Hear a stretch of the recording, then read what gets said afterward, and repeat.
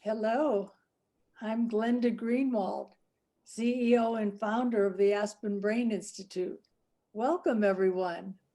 Welcome to our growing community of 21st century global seekers seeking to be educated and delighted at the cutting edge. We are so proud to announce our Aspen Brain Institute's first Brain Healthy Cooking Series. This will be a 5-part holiday gift to our growing global brain health community. This special virtual series will serve as a curated guide to brain healthy cooking for lovers of delicious food, and also for those who are committed to supporting their individual and family brain health. And all of this just in time for Thanksgiving and the holidays. Now, each session will be led by our guest host, Dr. Annie Fenn, founder of the Brain Health Kitchen, and will feature demonstration from our guest chefs and renowned brain health scientists. Registrants will be provided recipes before each session. You might ask, why is Aspen Brain Institute sponsoring a brain healthy cooking series? Well, it's because diet and food choices are by far the strongest variable that we have control over for matching our healthy brain span to our lifespan. So since eating and cooking the brain healthy way is always a good choice, we will showcase Dr. Annie Fenn and 5 other star chefs and scientists. Details of the schedule and registration are all on our website, aspenbraininstitute.org. We'd like to thank Lugano Diamonds for their generous support as our national underwriter. And we thank them also for choosing Aspen Brain Institute as a nonprofit worthy of their support and their values, and for making our Zoom cooking series free to the public and able to be viewed worldwide. We'd also like to thank Purist Magazine and The Purist Online as our media sponsors. Our audiences and our values and our themes are aligned in a very perfect way, and I look forward to engaging our mutual global audiences for this new cooking series. It's my honor and privilege now to bring you these new episodes. Let's see what we can explore and learn together. Now I'd like to introduce Aspen Brain Institute's guest host and chef, Dr. Annie Fenn. Dr. and Chef Annie Fenn is a board-certified obstetrician gynecologist who practiced medicine for more than 20 years. When she realized that helping people change what they eat was an important an intervention as prescribing pills and doing procedures. When she realized all that, she traded her stethoscope for an apron and went to culinary school. Then Dr. Annie founded the Brain Health Kitchen Cooking School in Jackson Hole, Wyoming, which is the only school focused specifically on resisting Alzheimer's and other dementias. Students there learn which foods are most neuroprotective, which accelerate cognitive decline, and how to prepare foods using brain-friendly cooking techniques. And now we'll all learn those important skills as well.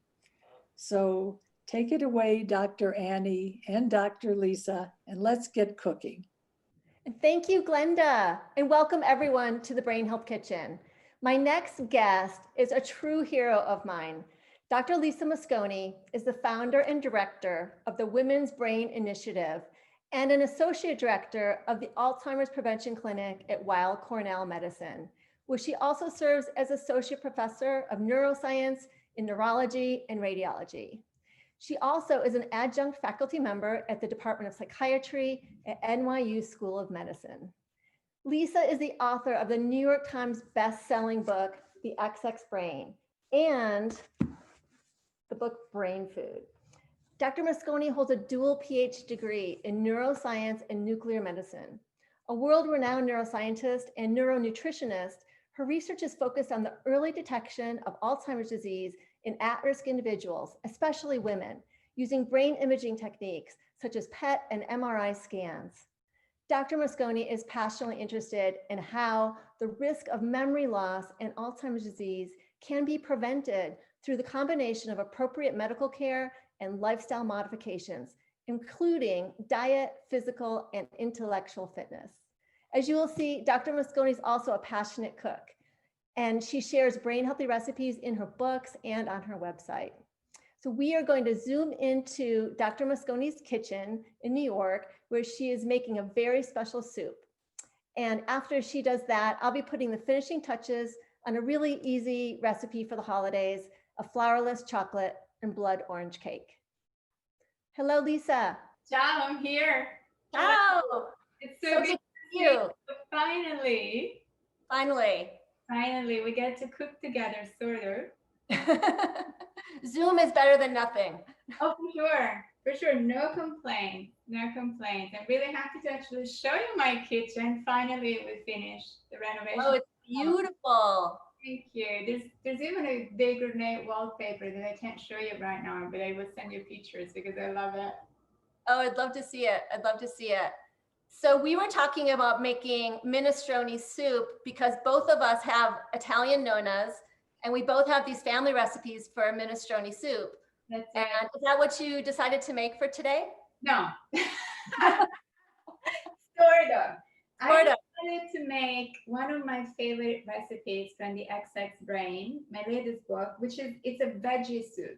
Like, in my opinion, it's a sweet green soup. That's what I call it, because it's got all different greens. Like, the color is just fabulous, and the nutritional density is quite remarkable. And so I thought I would make this one because, you know, it's the fall, it's freezing here, and I need my vitamin C, I need my fiber. So I figured I'd make some soup that my daughter especially loves. She's 5 now.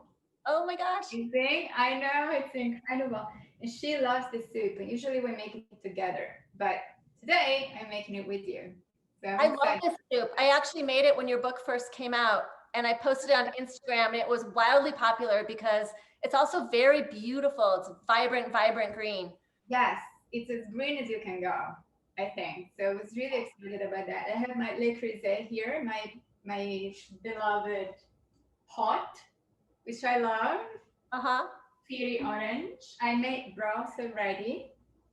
Otherwise, you know, I know we don't have a lot of time, so I make the vegetable broth prior, and I'll just be chopping off veggies and putting them in the pot, and then it's literally done in 15 minutes. So, it is easy. It's so easy. It's pretty easy, yeah. So what are the virtues of the ingredients you're including in the soup, especially for us heading into winter, all the dark days? You know, there's short-term brain health benefits and long-term brain health benefits to these ingredients, right? Yes, these are really superfoods, if you will, which is not a scientifically valid term, but it's real.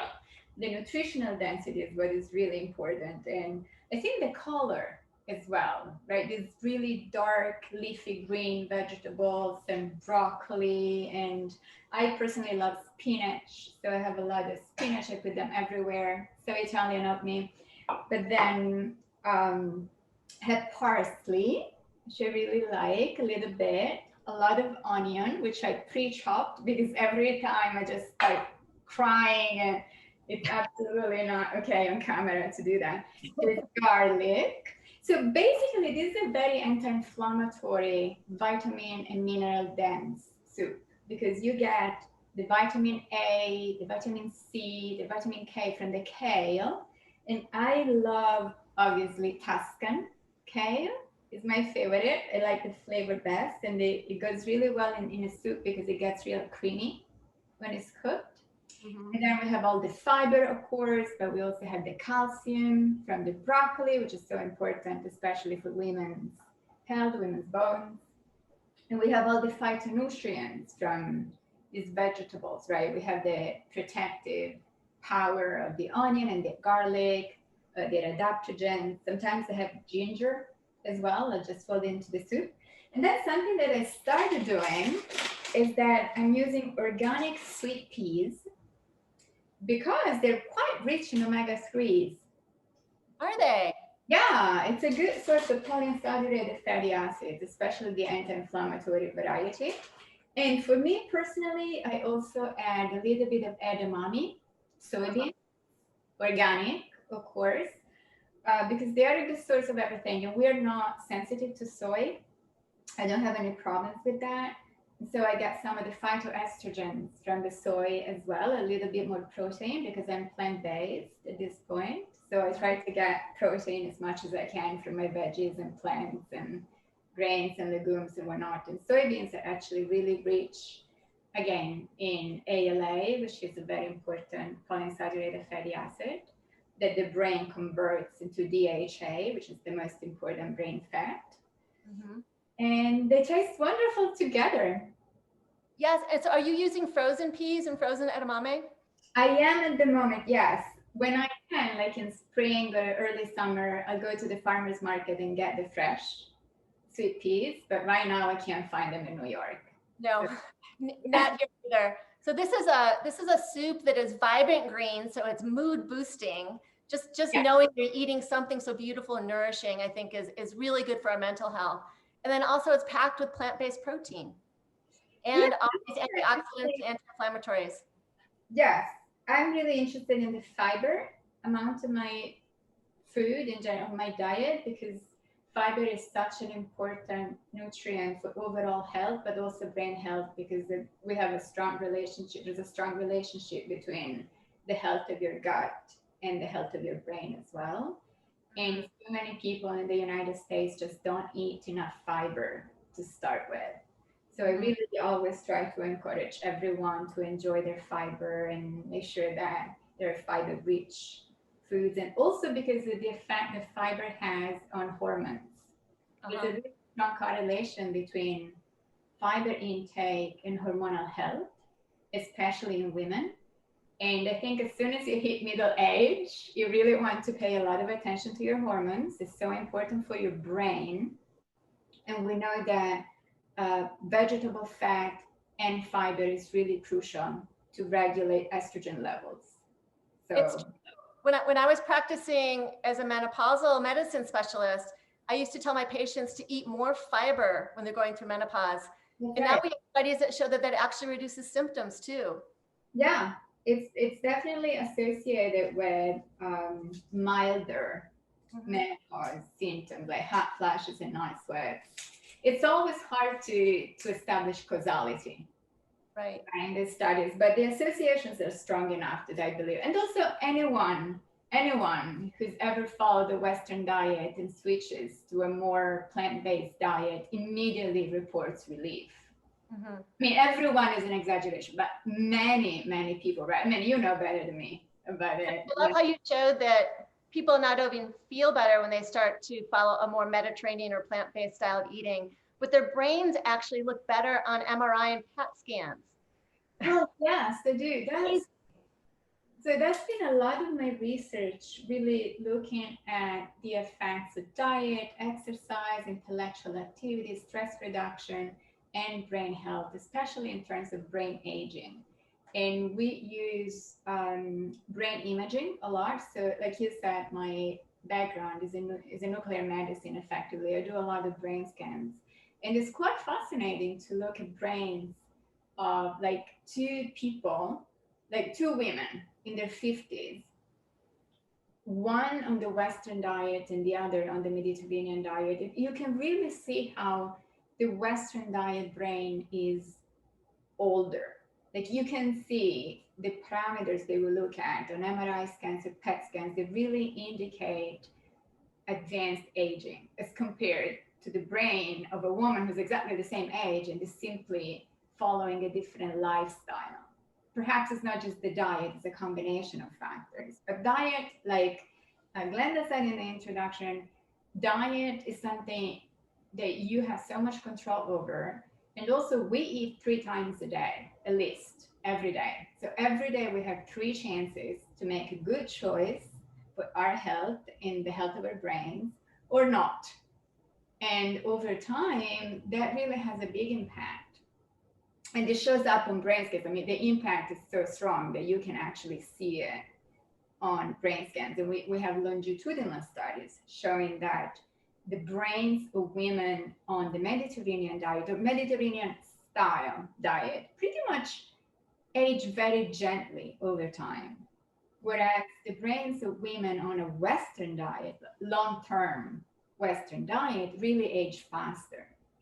So for me, that's important to know because diet is such an interesting part of our lives, and it could be wonderful and nutrition and delicious or not.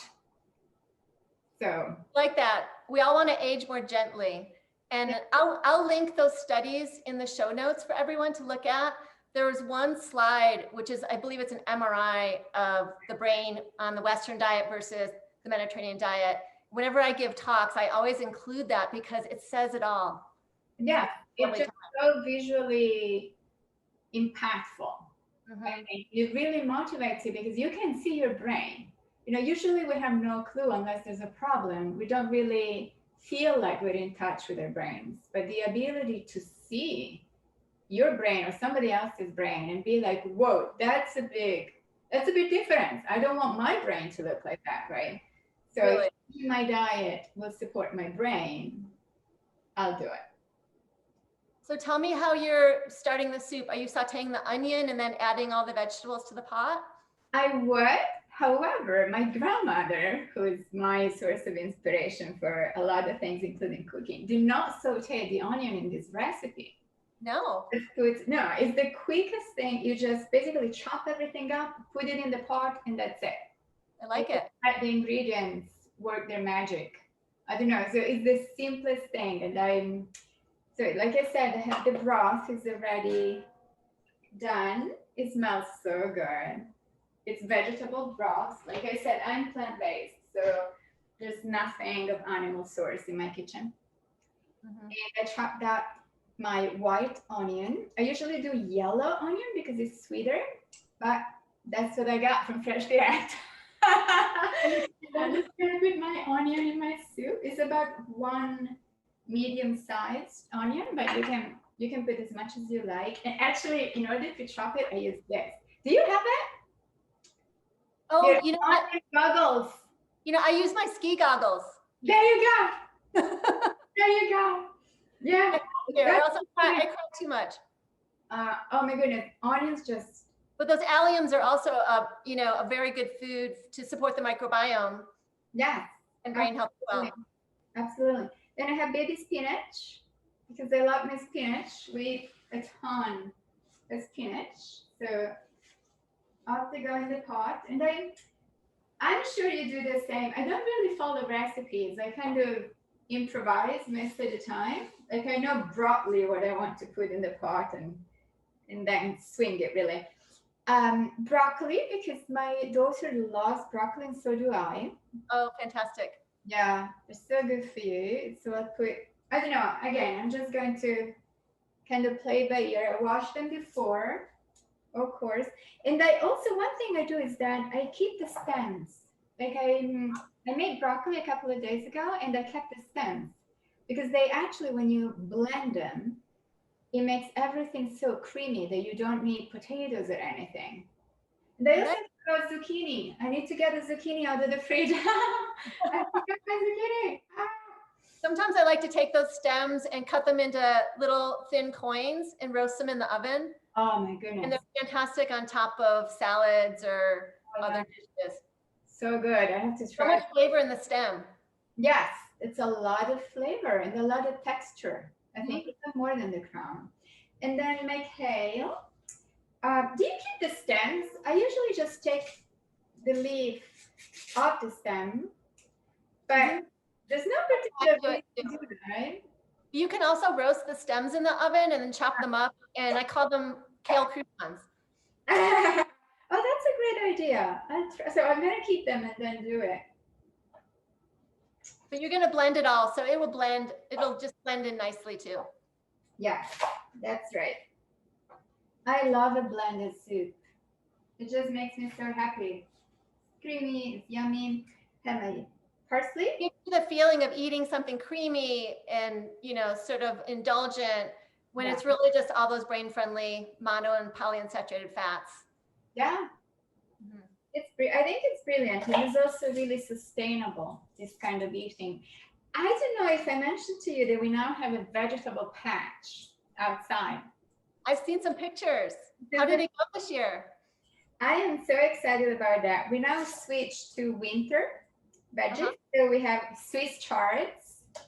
Like, that's my favorite thing. So my grandma loves Swiss chards, and she used to make them all the time, every Sunday. Love Swiss chard as well. Do you do ruby, rainbow, all the different colors? Well, so we have the green ones in rainbow. Nice. We have kale, red kale, and regular kale, I think. And we also have bok choy, which I'm not really sure. I don't really know what to do with that. We have it. I think it's really good in stir fries. I'm writing a cookbook, and one of my recipes is a easy stir fry with tofu, red onion slices, and bok choy. Oh, good. It's fast because it's just a couple vegetables to chop up. That's right. I love a good stir fry. Me too. Especially in winter. I'm peeling garlic, which I could have done prior, but didn't think about it. Usually my daughter peels the garlic. She's so good and she loves to do it. So how long will you simmer the soup before you blend it? 20 minutes at most. I usually just do 15. The broth was warm already. And I really like almost raw soups because that's how you really maintain all the like the nutrients in the vegetables are much more potent if you don't overcook it. But what I do is that I blend it, and then you can just reheat it or cook it longer if you prefer. These are my sweet peas. I'm gonna do I'm just gonna put them all in there because I forgot zucchini. Well, I like how you can substitute in this soup. If it's green, it works. You know, I have a freezer behind my island. I have my second freezer. Oh, nice. Yeah. And here's the edamame, organic, and the brand is Cascadian Farm. Such a great ingredient to have in the freezer. Try it? With a bag of frozen edamame. For all seasons. I'm gonna do a pack of this bag, and the rest is gonna be for my daughter as a snack. Love them. And that's it, Annie. That's all. Look, this is enormous. It's a huge amount of soup, but we eat so much that it's exactly what I want to eat this time of year. Yeah, same. I'm gonna add a little bit more water because I have a lot more vegetables than I thought. I had to make some substitutions as well. Yeah. It seems like dark chocolate is a really common thing for my grocery store to run out of. Oh, really? Yes. You or because of do you buy all of it and that's why they run out, or? It's just our grocery stores are having hard trouble keeping things on the shelves because everyone's cooking at home with very few restaurant options. So Lisa, I know how much you love dark chocolate. Oh my God, yes. And so I was trying to think of what cake I would make for you if you were coming over to my house. Ooh, I love this cake because like a lot of the sweets I make, it's a flourless dark chocolate and blood orange cake. And like a lot of my sweets, it has a lot of fiber. So I don't have a lot of sugar in my brain healthy diet. I don't teach my students to eat a lot of sugar. But when you do have a treat, like cakes have to have sugar for structure. If there's a lot of fiber in the cake as well, it will slow down the absorption of that sugar. Right. Your insulin levels as well. And it's also, all the other ingredients are packed with brain health. So the fun thing about this cake is you take a blood orange, which always reminds me of where my family is from in Sicily. Yeah. And you boil it for 30 minutes. You boil it? You boil it until it gets really soft. Wow. And then you cut it in half and throw it in your food processor. And then you just pulse it until it turns into like a marmalade. But with the skin? Yep, with the skin. So there's really nothing in here but a boiled orange that's been pulsed. And the skin is a little bit bitter, but I like the combination of the bitter and the sweet, which makes it a not too sweet cake. And also there's a lot of brain health benefits to eating whole citrus. I think that's why in Italy, especially, using whole lemons and whole oranges is a really common practice in cooking. Yeah. Because there's phytonutrients in the peel that helps us absorb the other nutrients in our foods. And it's full of flavonols and anthocyanin and lycopene and all those highly anti-inflammatory ingredients.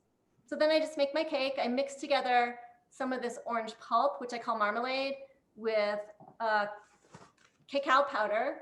And I like to get the type of cocoa powder.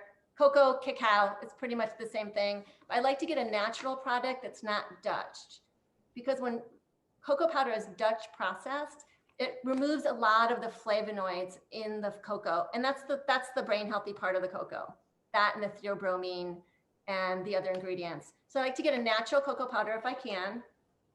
And then I usually use almond flour, but all I had was hazelnut flour, which is basically just ground up hazelnuts. I love hazelnut. They're my favorite nut. Oh, me too. And this is such a good product to use instead of all-purpose white flour, which really has been stripped of all of its nutrition and fiber. So almond flour, hazelnut flour, these things are actually like whole foods. I use a little bit of oat flour, which I make by putting whole oats in a blender and just pulverizing them until they're a powder. Nice. There's a little bit of coconut sugar. I squeeze one of the oranges. There's a little bit of orange juice, a little bit of vanilla, and then I put it in a springform pan and bake it for 40 minutes. And so I just took it out of the oven. Beautiful. It's a little bit, oh, there's eggs as well. It's a little bit, it's cool enough to frost. And then if you want to make it look pretty for the holidays, all I did was I melted some dark chocolate, and I try to shoot for 70% or greater dark chocolate because of the flavonoids. And this is just a glaze made with dark chocolate and olive oil. And I put it over a pan of hot water, but I don't want the bottom of the bowl to touch the hot water. I want it to be sitting above it. And that just makes a really, really easy glaze. And I'm just going to pour that over the cake. It's just my chocolate olive oil glaze. Oh, I need to move the books. I don't want to get this on your books. It's not the first time they've been in the kitchen though. And like I said, I couldn't find the dark chocolate I wanted, so I just used some high quality chocolate chips. Those are good too. Yeah, which are delicious. And then to make it look pretty, like if I was making this for, my family celebrates Christmas. If I was doing this for Christmas, I would take some blood orange slices that I put in the oven for 10 minutes. I sprinkled a little bit of sugar on them to make them look nice. And they're also like blood orange candy when you eat them. And then I have a little bit of just some blood orange rind that I grated on the large boxes of a box grater. Now this is a great dessert for people who don't eat gluten because it's completely gluten-free. All the flours are wheat-free. There you go. Oh, it's beautiful. Are you gonna send me some? I wonder if I could freeze this and send it on dry ice. Oh, yeah. Oh. I'll try. But anyways, this is a really easy recipe. It's on my website. We'll also have it in the show notes, as well as the recipe for your soup. Okay, great. So Lisa, I think we just have a couple more minutes before we bring back in Glenda, because I know she has some questions for you as well. But what are your top brain foods for this time of year? The days are getting shorter. The light is shorter. We all need something to boost our moods, and we all need to stay healthy in terms of our immune system and long-term brain health. What are your top 3 foods for right now? Ooh, top 3, I don't know. Right now we're eating a lot of, I cook a lot. We don't really do takeout, and of course we don't go out to dinner anymore, unfortunately. But I think our diet is plant-based. That's the line. We eat a lot of fresh vegetables, and my daughter is the fruit monster. She can eat the entire, anything that's fruit in the house, she'll just go for it. So we have a lot of fruit. I really like avocados. They're very rich in monounsaturated fatty acids and just good fat and fiber as well. So we have a lot of that. I've been cooking. I find myself gravitating towards cruciferous vegetables like broccoli, cauliflower, Brussels sprouts. Oh my God, I love them.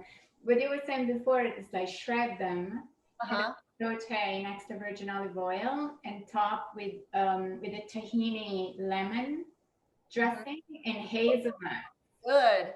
Oh, it's so delicious. And You another have a tahini dressing in brain food. I do have it, yes. Made that before. It's good. I make it a lot. We really like it. Another thing was that like oranges for sure, grapefruit. I juice. I really enjoy juicing. So ginger is something that really enjoy, and lemon. Like I start every morning with hot water with lemon juice and grated ginger because it's really, you get a little bit of the vitamin from the lemon. The hot water is very hydrating, and the combination of the two really kickstarts your digestion as well. So that's really something I look forward to in the morning. But thinking about food, I'm really into lentils. Yes. I don't know if you like, I really love a good lentil stew with like coconut cream and vegetables mixed in, a little tomato sauce. It goes really well with the coconut cream and cilantro, and then some lime juice on top. And they cook so quickly too. So they're really sort of a convenience food. Yeah, no, it's fantastic. You can store them in the fridge. Oh, and my daughter is really into the peanut butter bites. I think I have them, and I have the recipe in one of the books. And it's so simple, like you were saying, like you just put everything in a high speed processor, like a food processor, like oats, nuts, peanut butter, dates. We eat a lot of dates, like fresh dates. Chocolate chips. I usually get the brand I like the most is called Lily's. No sugar. They're sweetened with stevia or stevia in English. Stevia or honey. So I usually do that. And almonds, hazelnuts, hemp seeds. We eat a lot of hemp seeds because they're a good source of omega-3s. Which love hemp seeds. Hemp seeds on everything I bake now. Yeah. So I think this. I know Glenda has some questions for you too. Glenda, are you there? Yes, I am. No. I'm listening. I'm very excited about both of you foodies and scientists. I'm learning so much, and I believe our audience is too. Lisa, I'm so glad to meet you almost in person. Finally, thank you so much. Finally, yes, and I've read your books and learned so much, and especially now with this, with hearing both of you talk, you're both a fountain of knowledge and delicious food. Lisa, I'm seeing that you're saying that your research is about how genetics, environment, and lifestyle shape the brain. And in particular, in your case, the interested in the woman's brain, but that all three of these items, genetics, environment, and lifestyle, continue to shape our brain through our lifetime. And what's so interesting to me about that is when you add three things and you separate lifestyle from environment, we know that the most we have control over is the lifestyle. Yes. And therefore the cooking and the eating and our brain healthy way of cooking is going to be so important. And I'm hoping that this cooking series will be a platform to show all our audience a lot of good choices that we can all make for our brains in our own kitchen. So I'm so interested in the fact that food, when you know more about it, is becoming neuroprotective, or in the opposite, can be, I don't know how to describe it, neurally accelerate decline. Fatal. But actually you say something in your book, Lisa, that of all the organs in the body, the brain is the most easily damaged by poor diet. Could you just comment on that? Why is the brain most easily damaged by poor diet? Sure. I think what's really important to acknowledge is that food is information. Food is not just food. With every choice we make, the nutrients that we put inside our bodies will make an impact on our brains as well, because the brain is a very metabolically active organ. It takes up an enormous amount of all the calories that we put into our bodies on a daily basis. And the brain is literally made of food, which is something that was not clear to me at all until I started looking into diet and nutrition as something that could potentially have an impact on the brain. Because my background is very much biology. I started studying genetics, and my research really led me to look into lifestyle, but I approached it more as in a suspicious way. I didn't quite believe the lifestyle really have such an impact on the brain. And something that convinced me at first was really the chemical composition of the brain. I love biochemistry. I always studied biochemistry. And when you think about the biochemistry of your brain, you're thinking about sodium and potassium and omega-3s and DHA and essential protein. And only then did I make the connection, like, well, these elements don't just show up by magic inside your brain. They actually come from the foods we eat and from other foods we get inside our bodies and brain. And so I started looking into neuronutrition, which I didn't know back then was an actual thing, with the field of neuroscience that is not as publicized as one would hope.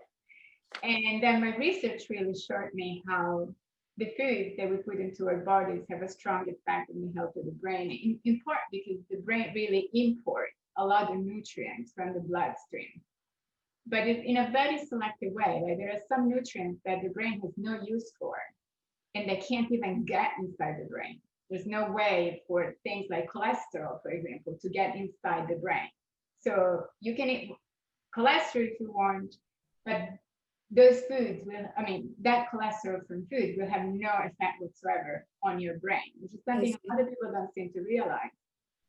Whereas all the vitamins and minerals, for example, that you have in your diet will get inside your brain and really power neurotransmission, which is the way that different brain cells communicate with each other. So there's a very strong effect of nutrition on brain functioning and brain health and brain aging. Right. And actually, as you're saying that, I had no idea that within a group of food or whole foods, that certain, so do plant-based materials get into the brain more easily than, say, meat or fish or something like that? No, not necessarily. I think the source of the nutrients matters, but the nutrients themselves are the nutrients. So the B12 that you get from meat and the B12 that you get from fish do get in the brain pretty much in the same channels, right? However, there is research showing that the source of your food, especially the source of your fat, has different effects on the body and on the brain in turn. And for some people, it's not universal, but for some people, for many people actually, fat from animal food is not as supportive of overall health as fat from vegetable sources or from plant-based sources. So in other words, like Annie was saying, she's using extra virgin olive oil to melt the chocolate because extra virgin olive oil is an incredibly healthy oil. You can also use coconut oil, which is delicious and nutritious, but contain more saturated fat. And there are a lot of reports saying the saturated fat is not so good for you. But what's really important is to clarify the saturated fat from plants is not the same as saturated fat from bacon. So this is something that I think as a society, we need to start thinking about a little bit more. That's something we need to know. And you were even saying that eating the wrong foods or a poor diet can cause the loss of key structures in the brain, and some functional elements, and even increasing brain aging, which is what we're, all of us, at least at Aspen Brain Institute, and I think in your work and Annie's, we're just trying to figure out, how do we protect our brain? How do we keep it from aging or slow the aging, and ultimately slow down the neurodegenerative diseases that can come with aging. So all of these things, the actual really nitty gritty of all this that we all have to learn, that you learned in your research and put into your great mind, so you can help the rest of us understand how to really take care of our brains. You also say that what protects the heart protects the brain. And I think what leads from that is, beside our good foods, as you were just saying a minute ago, we need some supplements. And is it especially, do we need the B vitamins to help against stroke and the high homocysteine? How do we avoid? Yeah, I think supplements are tricky in that supplements cannot replace a healthy diet. And I think more or less the majority of clinicians would agree that we should take supplements to supplement, not instead of.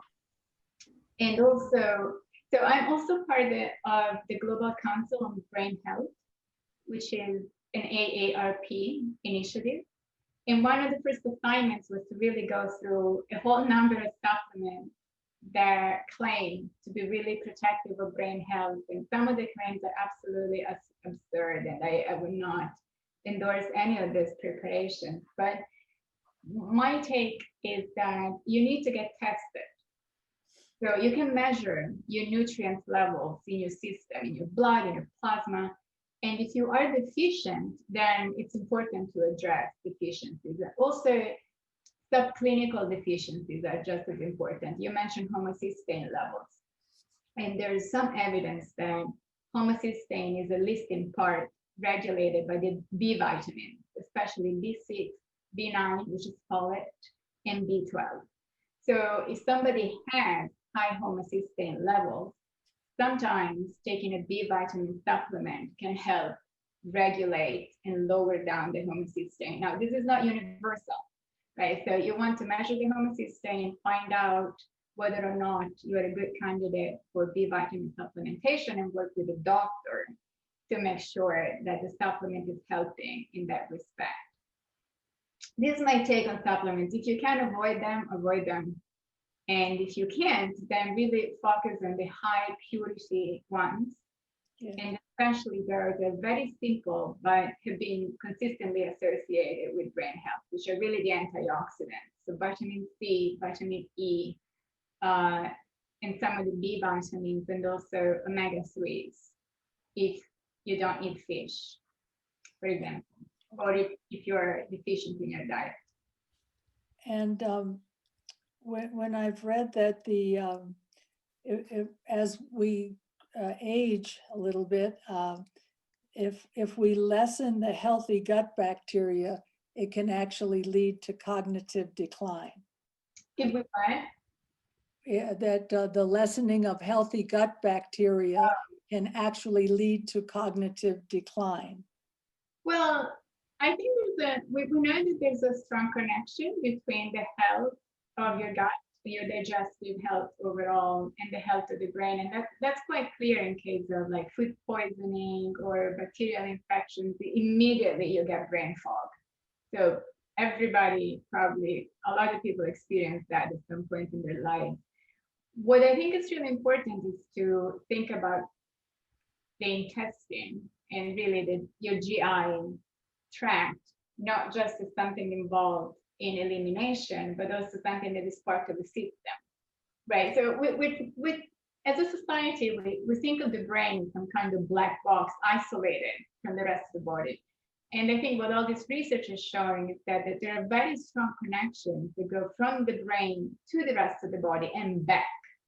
Yeah. I think the back part has been really overlooked in neuroscience for a long time. And it's now becoming clear that you need to take care of your body, all the organs, in order to also take care of the brain. So yes, I think when you have GI inflammation, when you have issues with your digestive system, that could lead to inflammation, it could lead to allergies, it could lead to depression, it could lead to a lot of things that can also impact the brain.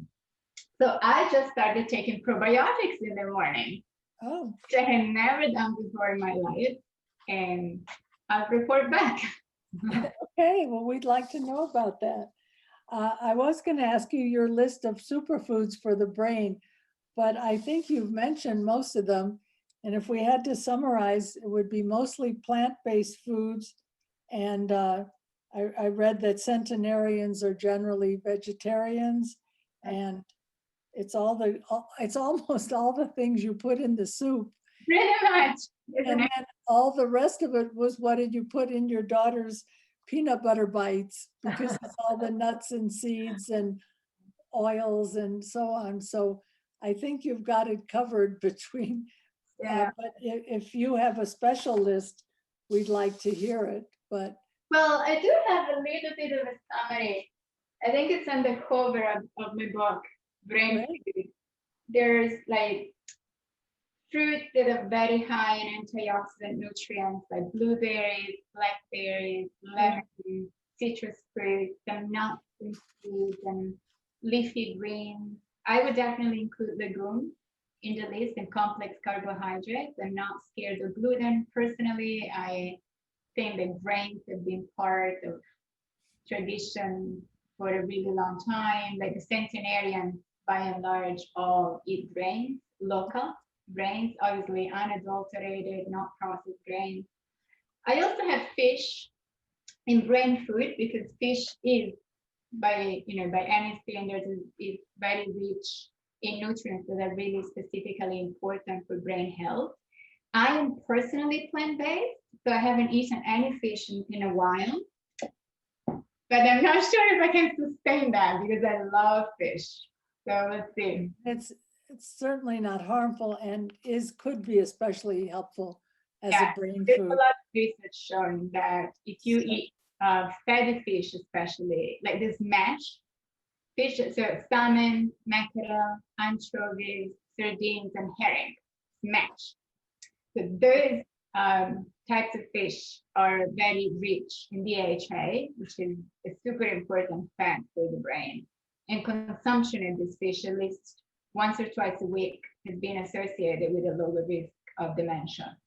So if I had to choose an animal type food to eat, I would go for fish. That would be seafood. Yeah. Two Yeah. quick questions. Is intermittent fasting good for the brain? It seems like it. There's increasing evidence that I'm going to say that. So I come from Italy, like and in that part of the world, in the Mediterranean part of the world, we don't call it intermittent fasting. We call it sleeping. You call it what? Sleepy?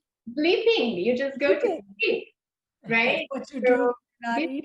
diets are like you should have an early dinner and then go without eating for 12, 14 hours if you can tolerate it, which is what we do, just simply by having dinner at 6 p.m. and then having breakfast around 7 or 8. Yeah.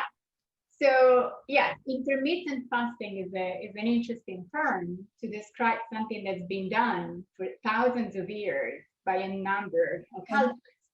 And maybe until Americans started this idea of snacking, which Right. I can't get over, because when I raised my children and I grew up, we didn't have snacking. It wasn't a thing that happened every couple of hours. So I think it's wonderful to go back to that idea. Yes, I think just in general, eating less, unless, I mean, it depends, everything, it depends on your diet. The feeding cycle shorter. Yeah, and just paying more attention to the natural rhythm of the body. Like there's no reason to eat at night.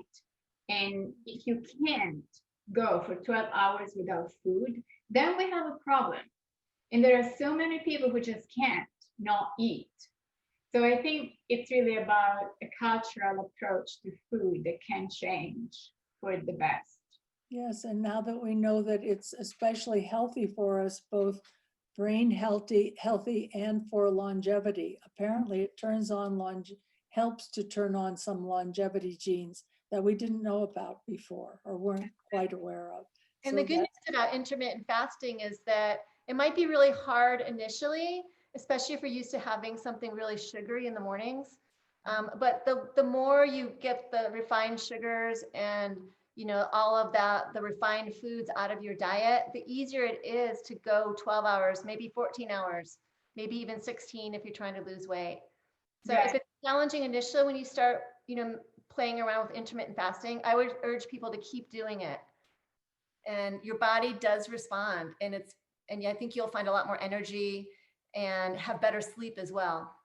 Right. Also, I think what's really important is to think about what do you eat the rest of the time, right? So if you don't eat anything for 14 hours, but then you eat 3,000 calories worth of food in 8, then that makes no sense to me. Like, it has to be done in the context of a balanced nutrition, like a diet that makes sense within the 24 hours situation. But yes, I'm also a big supporter of that. I think that it's wonderful to just train your body to be able to go without food for a little while, unless somebody has an eating disorder. And really, so many scientists and doctors and those who study longevity and aging are sort of promoting that now. And I can't see how it hurts. It seems to help. This is the last question, Lisa. It's about that you were talking in your books about the PET scan. That's a brain imaging technique. And in that, in the PET scan, I believe, you can see brain inflammation and potentially whether you have Alzheimer's by seeing, able to see amyloid plaques in the scan. So I just wanted you to comment on it and to say, when is this necessary or a good idea, or who should be asking for a PET scan?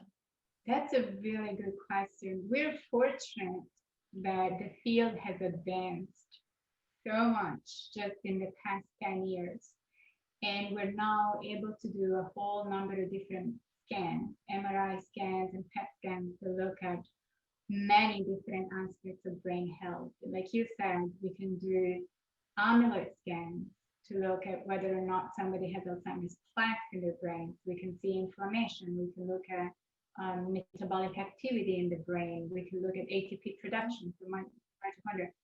These techniques are usually research-based, unless people have a diagnosis of Alzheimer's disease. So for a patient with a diagnosis of Alzheimer's disease, or if the doctor is not sure about whether the symptoms are due to Alzheimer's disease or another form of dementia, then it's possible to get this brain scan done for clinical purposes. What I would really love to see is for these brain scans to be done for prevention.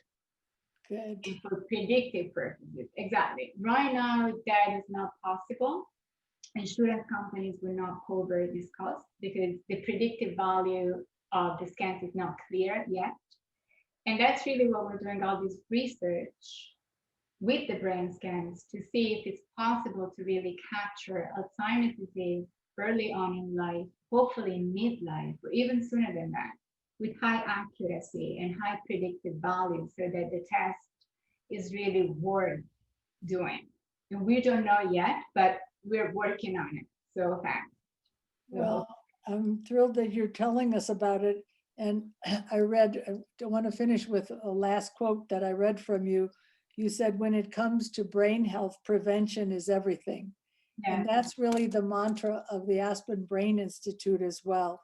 It's the message that we're trying to spread globally, and to talk about how early do we start this prevention and protection of our brains. So we agree with that. When we have you on again, Lisa, I want to hear more about the Women's Alzheimer's Prevention Clinic and in New York, And we all want to, many women, I think, want to come and see you there. But for today, thank you so much to you and to Dr. Lisa and Dr. Annie. The program was beautiful today. I learned so much. I think you all had a good time as well. Thank you for being on, Annie and Lisa. And we're running out of time. And again, I just want to thank you for being great cooks, great presenters, and really professional women. Thank you so much. Thank you, Lisa, for so much. This making was a huge our- pleasure. And I can't wait to taste all those things. And I think we're going to get a picture of Lisa's blended soup at the end of this. But I just want to remind everyone that this session was recorded and will be available on our website after today by going to aspenbraininstitute.org. And I'll see you all next week in the Brain Health Kitchen, and let's get cooking.